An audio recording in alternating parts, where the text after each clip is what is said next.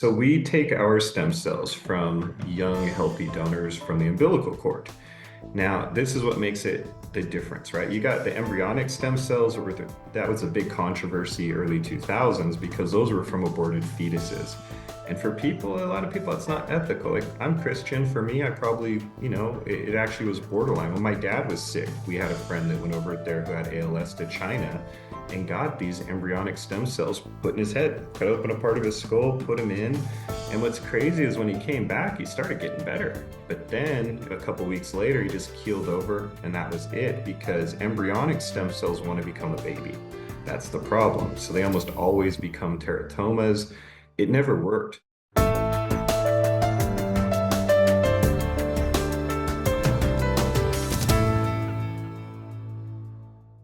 Thank you so much for joining us on another awesome episode of Bioenergetics Beat.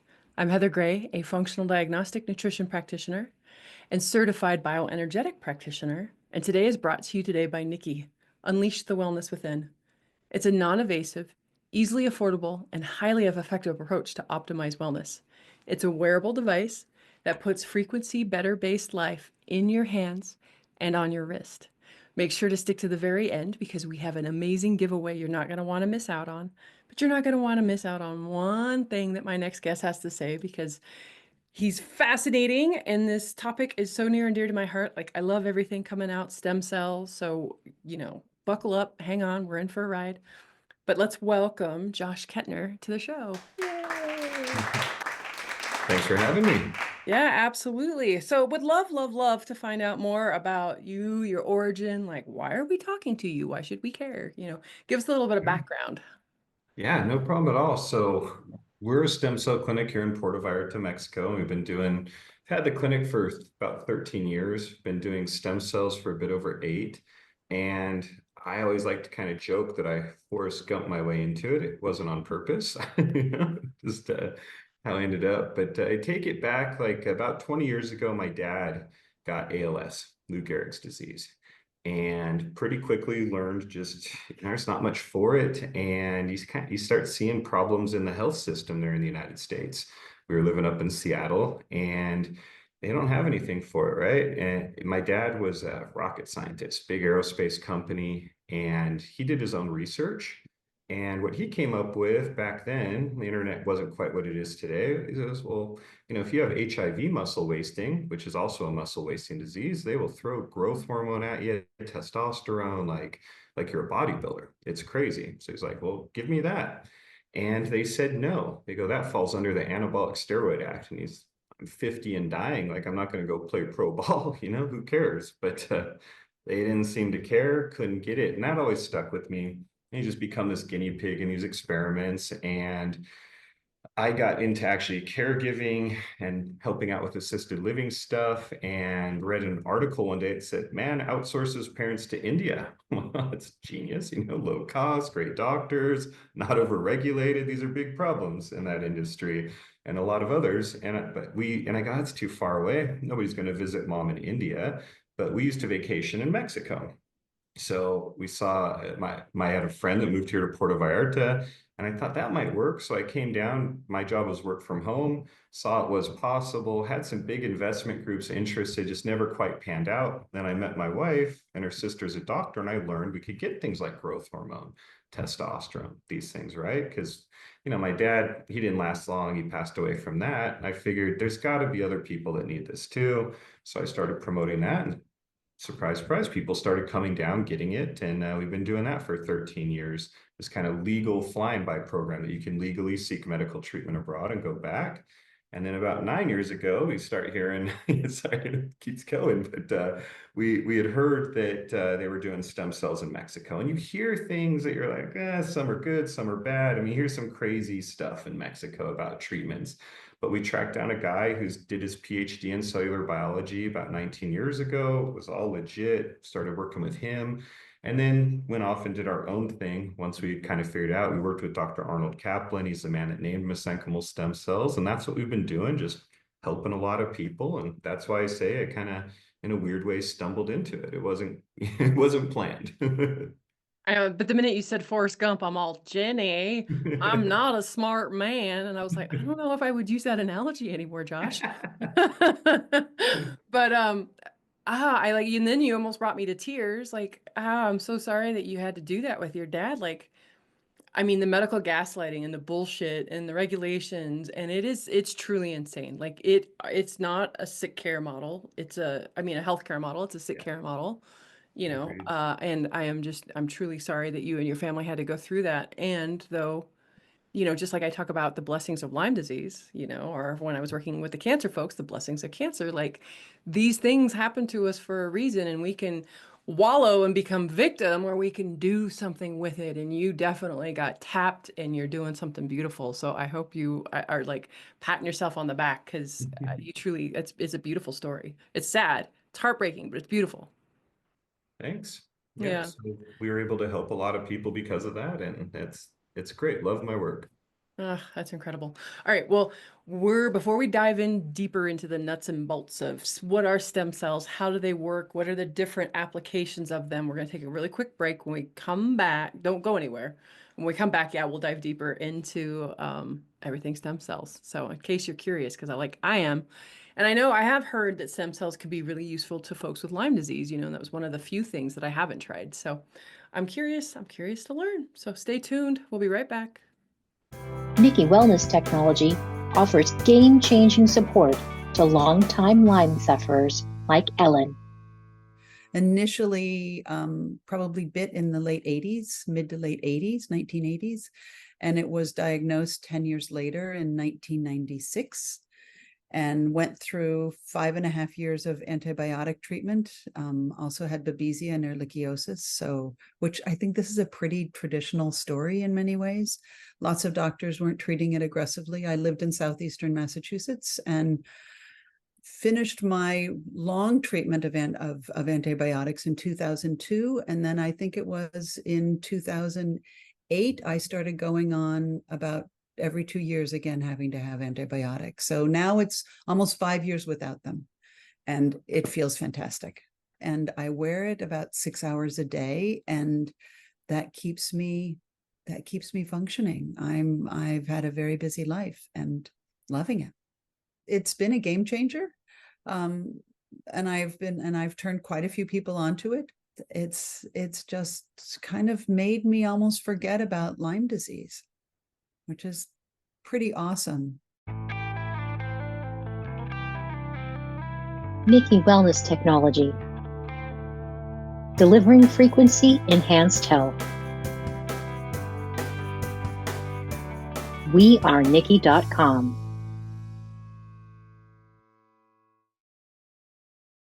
Fantastic. Welcome back. So, yay, super excited to dig in deeper. What can stem cells do for me? What are stem cells? How do you get them? And, what are all the different things that they can help with?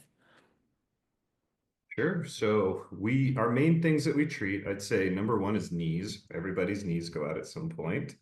Number two would be lower backs. You see a lot of herniated discs, a lot of sciatica. These are actually things I've fixed in myself, but then we also, not just joints, joints are probably the most common thing you hear about because everybody tends to have some problem over time, but we do a lot of autoimmune diseases. And we've got patients with MS in full remission, ulcerative colitis, rheumatoid arthritis, a lot of different autoimmune diseases. And then we do a lot of what are called chronic degenerative issues, which are more organ-based. We have patients a lot that have gotten out of heart failure, out of cirrhosis of the liver, kidney failure. So things that you're not supposed to be able to fix, usually things they just give you meds to maintain, we are actually helping people. And I'll never go so far as to say, hey, this is a cure. We've got patients from 8 years ago that are still in remission, but yeah, that's it's working wonders, and it's your body's own natural way to do it. That's the coolest part. It's not like a medicine. This is something that will create real lasting results, and it's how we healed when we were kids. We lose the ability as we age. This is a way to put it back into you to do those things. It was quite fascinating. I just got done doing some shockwave therapy on my knees, and it's supposed to help stimulate stem cells and healing and continue to heal for like 6 months after I did my last treatment. And I am blown away. Like I was limping and it was crazy. And now I'm back on the dance floor and I'm walking and my knees feel great. But so tell us, where do your stem cells come from and how does that all work? Yeah, so we take our stem cells from young, healthy donors from the umbilical cord. Now, this is what makes it the difference, right? You got the embryonic stem cells, that was a big controversy early 2000s because those were from aborted fetuses. And for people, a lot of people, it's not ethical. Like, I'm Christian. For me, I probably, it actually was borderline. When my dad was sick, we had a friend that went over there who had ALS to China and got these embryonic stem cells put in his head, cut open a part of his skull, put them in. And what's crazy is when he came back, he started getting better. But then a couple weeks later, he just keeled over, and that was it because embryonic stem cells want to become a baby. That's the problem. So they almost always become teratomas. It never worked. That's like when Bush was trying to, everybody said he banned stem cells. He really didn't. His advisors told him it wouldn't work with embryonic stem cells, and he put a federal ban on research. But the state of California still spent like $1 billion on research for it and came up with nothing. In fact, they used the last bit of money on mesenchymal stem cell research, which is what we do. So ours are mesenchymal stem cells, and they come from the umbilical cord. You can also take them from yourself. They're legal in that sense, where you could do fat derived or bone marrow derived in the United States. But the problem is you don't want them from yourself. They're as old as you. They, might have immune system issues, and you don't get a lot of them. And that's what they don't tell you, because they don't allow you to isolate and then replicate the cells in the United States. That's the illegal part, not the stem cells. It's the process. And we don't have those restrictions here in Mexico. So we're able to isolate the cells and then replicate them so we can get huge numbers. Like we'll put 300 million in an IV, we'll put 50 million in a knee, and you could never get those numbers with like fat. You might get a couple 100,000, bone marrow in the tens of thousands. So it becomes a numbers game, and it's not dangerous to take them from someone else. That's a big concern people have because they lack what's called HLA, human leukocyte antigen. And that's the marker that tells you it's from your body. So like if you needed a kidney and I'm a perfect match, I donate you a kidney, you're going to have to take immunosuppressants the rest of your life to keep that kidney because our HLAs are different. It's like your fingerprint, right? It's like everyone's is different, and your immune system can recognize that. So since these are immune privileged, they're invisible to your immune system, no reaction. So we can take them from the youngest, healthiest source, which is umbilical cord. And it's 9 months old. They replicate faster. They haven't had enough exposure to an immune system to have issues. And that's why we use them. They work the best. That's absolutely incredible. Is there any kind of ethical of harvesting stem cells from umbilical cords? Like, how does that work? We don't, and we don't need a lot. We only need one maybe every 3 or 4 months. So we're not going through a lot of these.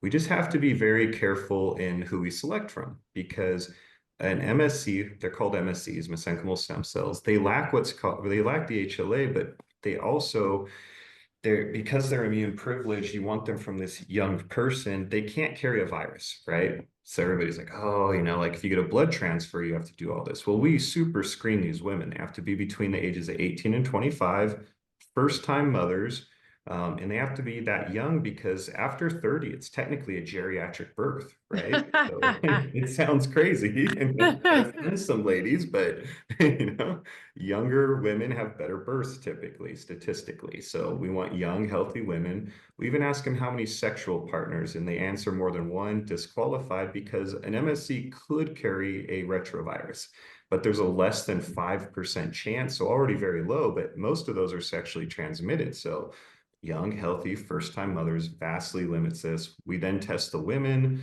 all kinds of things, all these retroviruses and other health issues. Then we test the tissue after we take it from the birthing room.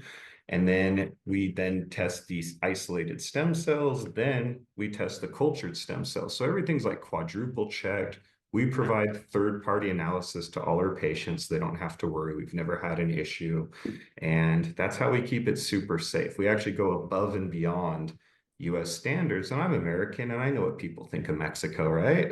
So I grew up there. I know the perception. So we have to go above and beyond, and we do, and we prove it.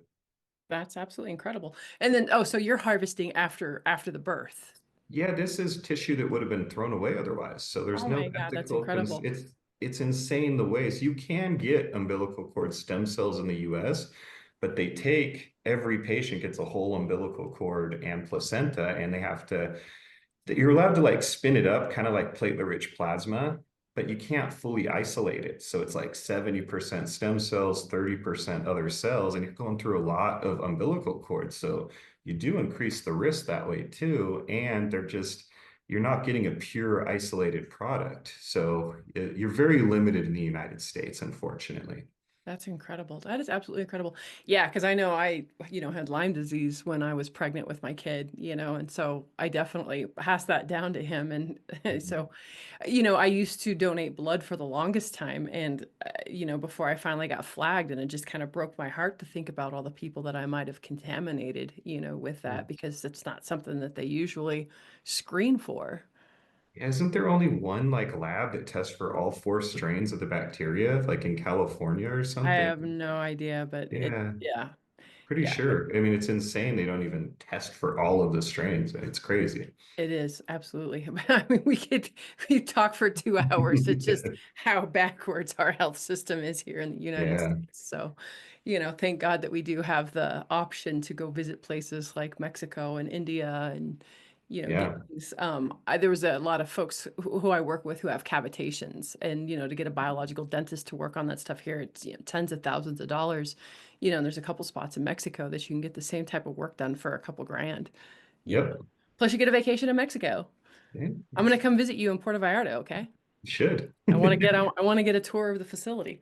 Yeah, yeah. We've got a huge facility, our own hospital here, and the labs here on site and everything. So yeah, we show everyone all of it. Oh my gosh, that's incredible. Like I'm like, ooh, when can I get out there? Um, that is absolutely incredible. So tell me, were any other little nuggets that you'd like to leave with our folks before we kind of sign off? Well, just that. I mean, there's a lot of different things, but look, you asked about Lyme. I mean, we've treated Lyme, and I actually took it off the website. I only like to promote treatments where I feel like we have an 80% chance of success or higher. That's kind of one of my rules. Like, so Lyme was one we took off, hair was one we took off. We've had success, but it's more hit or miss. And the problem with something like Lyme disease is we've actually helped a lot of people with the symptoms, but we don't always get the bacteria. And where we found the biggest success there is this treatment we do that I forgot to mention is it's called intrathecal. So we go into the spinal cord fluid via the thecal sac. So that's like the sac around the spinal cord. And you go into that super tiny needle. It's like 25 gauge, barely bigger than an insulin needle, but it's real long. It's intimidating. I've done it twice and I almost chickened out even the second time. Even though I know it doesn't hurt, it just Oh my mentally, it's a gosh. tough one. Someone comes at you with something like that, and you're like, no, Yeah. I'm good. I'm good. I changed my mind. It's intimidating, but it's really easy. You barely feel a pinch, but that gets it into the spinal cord fluid, and that's a place where Lyme disease tends to hide, actually. Yeah, yeah. And that goes to the cerebral spinal fluid. So this is a way for us to bypass the blood-brain barrier and get them straight there. Oh, So once we started doing that, stroke recovery went through the roof. MS, we've got tons of patients with like the brain lesions and spinal cord lesions have healed. And with Lyme, because it tends to hide there, stem cells send out a lot of what's called LL37. This is a naturally occurring peptide that is like your body's best natural antibiotic. So it's helped a lot of people with stomach issues and with, Lyme, because that LL37 can distinguish between good and bad bacteria and help eliminate it. And it's interesting because women, the reason they don't go septic when they have their periods is because the endometrial tissue has the highest concentration of mesenchymal stem cells. And that's because they're not really a stem cell. So this is where it gets a little crazy, is that we worked with Dr. Arnold Kaplan, the man that named them. And in the lab, he said he could make them dance. He could turn them into chondrocytes and adipocytes and these different cells that are like the building blocks of cartilage, of muscle, of bone. But when you put them in the body, they don't differentiate. So they don't become this different cell type. They work via, they call it the paracrine effect. So it's the signals they send out that do all the work. They communicate via these extracellular vesicles. Now people are calling them exosomes. but they know where to send them, where the exosomes by themselves don't know where to go. So the stem cell is smart. It gets there, it sends them out. So when women are bleeding, it knows to send out all this LL37, eliminates all that bad bacteria and prevents sepsis. So yeah, I guess the point is like MSCs are natural. This is how your body healed when you're a kid. They're like the manager on the construction site. And as we get older, we lose that ability. So by putting these back in, we're just helping you heal like you did when you were a kid. And that's the cool part with it. Very safe and simple. Absolutely. That's incredible. Man, Josh, thank you so much for your time today. And this is the shameless plug area of the show. Where can people find you? How do people learn more? And then, or obviously, we'll put this stuff in the show notes, but Sure. yeah, give it to us. Yes, we've got tons of videos. If you just search Dream Body Clinic, you can go to our website at www.dreambody.clinic. And we let people call us toll free for free consultations at 888-704-3977. That's super exciting. And I love the name Dream Body, like, because I mean, especially when you've had a chronic illness, that's the last thing you're thinking of your body as a dream body. It feels more like a nightmare, Yeah. so to be able to give, well, and even when I was limping, like, so to be able to give people back mobility and live pain-free and reverse these conditions, like that is a dream. Like it's what a beautiful name. Also, to make sure to visit wearenikki.com/podcast and enter in BioBeats for 10% off. And because we really love our customers, a way we show appreciation is we give away a Nikki device as well as a wellness set of frequencies, a $598 value on every episode. So make sure to go to the show notes to enter. Good luck. Join us next week for Bioenergetics Beats, and make sure to have a healthy day. Bye-bye. My favorite frequencies when I use the Nikki is obviously the pain frequency. That's what I started with. And to tell you that the difference in my life was unreal. I was not able to do the things I wanted to do. And after, using this pain frequency just for about a day, I went out about 36 hours later from slipping the thing on my wrist. And I was able to load my van, which involves all kinds of solar generators, 100 pounds each, all this other type of stuff, climb up and down the ladder. I went out and I decided, since I can't cut the grass, I'm going to see what happens there. So I cut all the grass, didn't have to stop, came in, felt a little bit, but not much at all. So that pain frequency was the main one for me. And since then, I've been using the nighttime frequency. I've used the stress frequency some when I have my Nikki on, and I'm a minister by trade as well. Used to be a tennis pro. I've given that up because of my leg, but maybe get back to it now because I feel like I can do all these things. But at any rate, when I would feel stress coming on, trying to stress to see how that worked, and that seems to be very helpful as well. I cannot say enough how much my life has been literally changed. I mean, we went out to we were planning our trip. I said I was loading the van. That was for us to head out west. We were going out to do Angel's Landing at Zion. And the problem with me and all the problems I was having was that I didn't know if I was going to make it up to the place where you have to have a lottery. And if you don't have the lottery and you don't get up to the 2-mile point, then nobody in your group can do that hike. And so I was worried to death that something was going to happen to my leg. But with the Nikki on, I've been doing really good. And crazy enough, I kept up with my 25-year-old son-in-law, who is in great shape, and they hike all the time. And I made it all the way up to the top, no problem. We made it up to Angel's Landing and back down, and then went out and did other hikes, the arches, the Delicate Arch. So it gave me back my life, what I wanted to be able to do. And I'm so thankful for that. So thankful to Nikki and all of you all for what you're putting out there. I think it's something that's a blessing to many. Nikki Wellness Technology. Delivering frequency enhanced health. wearenikki.com.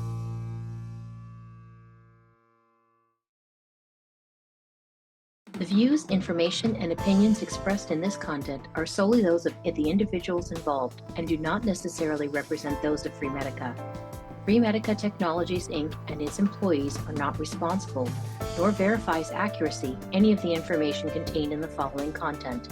The primary purpose of this content is to educate and inform. This content does not constitute medical or other professional advice or services.